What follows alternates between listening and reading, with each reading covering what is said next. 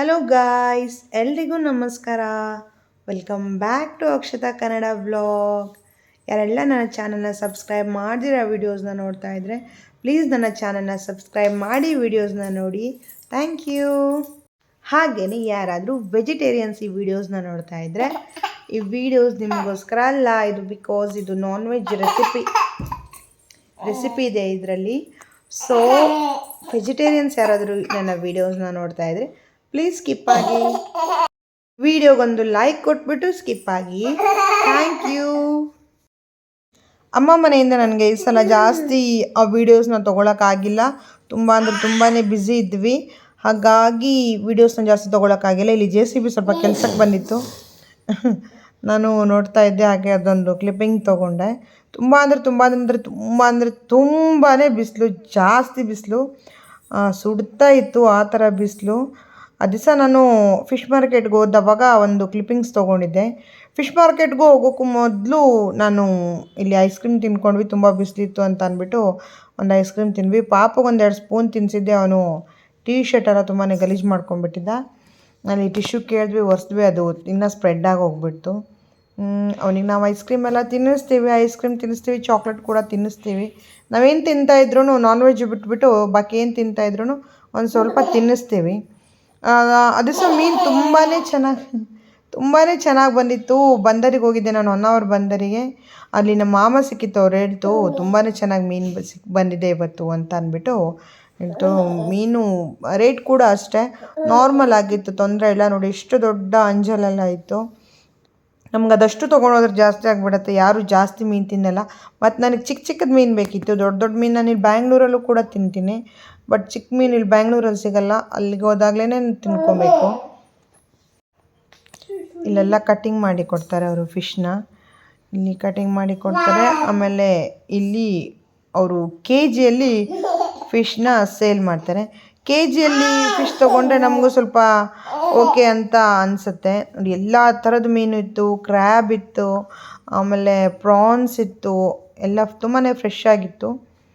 ನಾನು ಅದೇ ಒಂದು ಕ್ಲಿಪ್ಪಿಂಗ್ ತೊಗೊಂಡೆ. ಆಮೇಲೆ ಲಾಸ್ಟಲ್ಲಿ ನನ್ನ ಕಣ್ಣಿಗೆ ಮಡ್ ಕ್ರ್ಯಾಬ್ ಕಾಣಿಸ್ತು. ನನಗೆ ಮಡ್ ಕ್ರ್ಯಾಬ್ ಅಂದರೆ ಸಖತ್ ಇಷ್ಟ.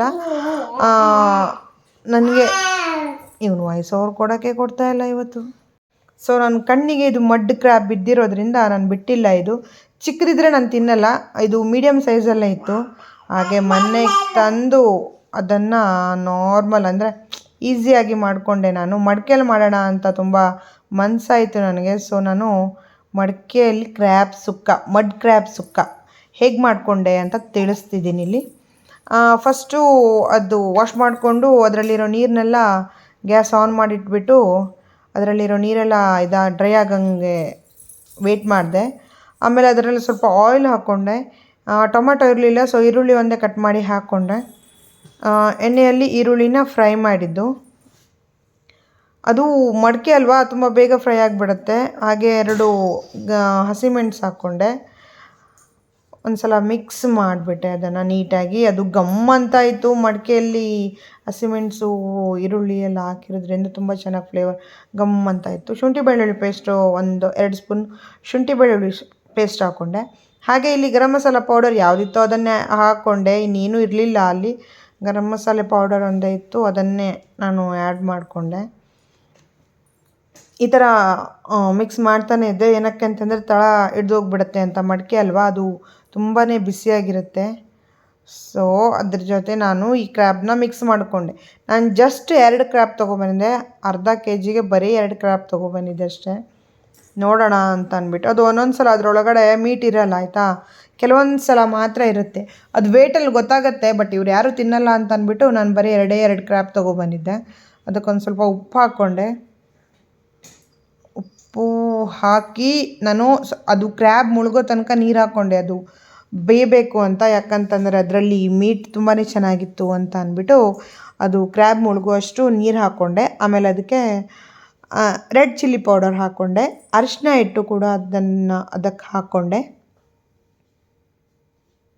ಆಮೇಲೆ ಅದನ್ನು ಸುಮ್ಮನೆ ಮುಚ್ಚಿಟ್ಬಿಟ್ಟೆ. ಅದರ ಪಾಡಿಗೆ ಅದು ಬೇಯ್ತಾ ಇತ್ತು. ಇಲ್ಲಿ ಸ್ಕ್ವಿಡ್ಡು ಮತ್ತು ಪ್ರಾನ್ಸ್ ನನ್ನ ಮಗಳಿಗೋಸ್ಕರ ತೊಗೊಂಡಿದ್ದೆ ನಾನು. ಅದನ್ನು ಕೂಡ ಕಬಾಬ್ ಥರ ಎಣ್ಣೆಲಿ ಬಿಟ್ಟು ಅದು ಚೆನ್ನಾಗಿರುತ್ತೆ ತಿನ್ನೋಕ್ಕೆ. ಸೊ ಅದನ್ನು ಇಲ್ಲಿ ಒಂದು ಪ್ಯಾನಲ್ಲಿ ಎಣ್ಣೆಲಿ ಅದನ್ನು ಕೂಡ ನಾನು ಇಲ್ಲಿ ಬಿಟ್ಕೊಂಡಿದ್ದೆ. ಕ್ರ್ಯಾಬ್ ನೋಡಿ ಗಮ್ಮಂತ ಇತ್ತು. ಅದು ತುಂಬ ಕಲರ್ ಕೂಡ ಸೂಪರಾಗಿ ಬಂದಿತ್ತು. ನಾನು ಅದನ್ನು ಮುಚ್ಚಿಟ್ಬಿಟ್ಟಿದ್ದೆ, ಎಲ್ಲಿ ತಳ ಸಿದೋಗ್ಬಿಡತ್ತೇನೋ ಅಂತ ಆಗಾಗ ಸ್ವಲ್ಪ ಸೌಟನ್ನ ಹಾಕ್ತಾಯಿದ್ದೆ. ಫಿಶ್ ಫ್ರೈ ತಂಗಿ ಮಾಡ್ತಾಯಿದ್ಲು. ಬಂಗಡ ಮತ್ತು ಕಾಣೆ ತೊಗೊಂಡಿದ್ದು. ಆಮೇಲೆ ಏನು ಕಲ್ಲೂರಿನ ಏನೋ ಅಂತಾರೆ, ದೋಡಿ ಅಂತೀವಿ ನಾವು, ದೋಡಿನ ತೊಗೊಂಡಿದ್ದು. ಅದಷ್ಟು ಫ್ರೈ ಮಾಡ್ಕೊಂಡು ಒಂದು ತಟ್ಟೆಲಿ ಬಿಸಿ ಬಿಸಿ ಅನ್ನ ಜೊತೆ ಮೀನು ಸಾಂಬಾರು, ಸೈಡಲ್ಲಿ ಮೀನು ಫ್ರೈ, ಪ್ರಾನ್ಸ್ ಮತ್ತು ಅದೇನದು ಸ್ಕ್ವಿಡ್ಡಿಂದು ಕಬಾಬು, ಸ್ಕ್ವಿಡ್ ಕಬಾಬ್ ಕೂಡ ಮಾಡ್ಕೊಂಡಿದ್ದೆ. ಬೊಂಡಾಸ್ ಅಂತ ಅಂತೀವಿ. ಈ ಕ್ರ್ಯಾಬ್ ನೋಡಿ ಎಷ್ಟು ಚೆನ್ನಾಗಿ ಬಂದಿತ್ತು ಅಂತಂದರೆ ಸಖತ್ ಇಷ್ಟ ಆಗಿ ಹೋಗ್ಬಿಡ್ತು ನನಗೆ. ನಾನು ಅದು ಮೀನಿಂದು ಸಾಂಬಾರು ಜೊತೆ ಇದು ಹಾಕ್ಕೊಂಡಿದ್ದೆ, ಅದಕ್ಕೆ ಮೀನು ಮೊಟ್ಟೆನೂ ಹಾಕ್ಕೊಂಡಿದ್ದೆ, ನನಗೆ ಸಖತ್ ಇಷ್ಟ ಅಂತ ಅಂದ್ಬಿಟ್ಟು. ಹಾಗೆ ಸಾಯಂಕಾಲದ ಹೊತ್ತು ಬೀಚ್ಗೆ ಹೋಗಿದ್ವಿ. ಬೀಚಲ್ಲಿ ಒಂದು ಚಿಕ್ಕದಾಗಿ ಒಂದು ಕ್ಲಿಪ್ಪಿಂಗ್ಸ್ ತೊಗೊಂಡು ಫೋಟೋಸ್ನ ತೊಗೊಂಡು ಆ ಡೇನ ನಾವು ಅಲ್ಲಿಗೆ ಮುಗಿಸಿದ್ವಿ. ವೀಡಿಯೋಸ್ ಯಾರಿಗಾದರೂ ಇಷ್ಟ ಆದರೆ ವೀಡಿಯೋಸ್ಗೊಂದು ಲೈಕ್ ಕೊಡಿ, ಕಮೆಂಟ್ ಹಾಕಿ. Thank you so much guys.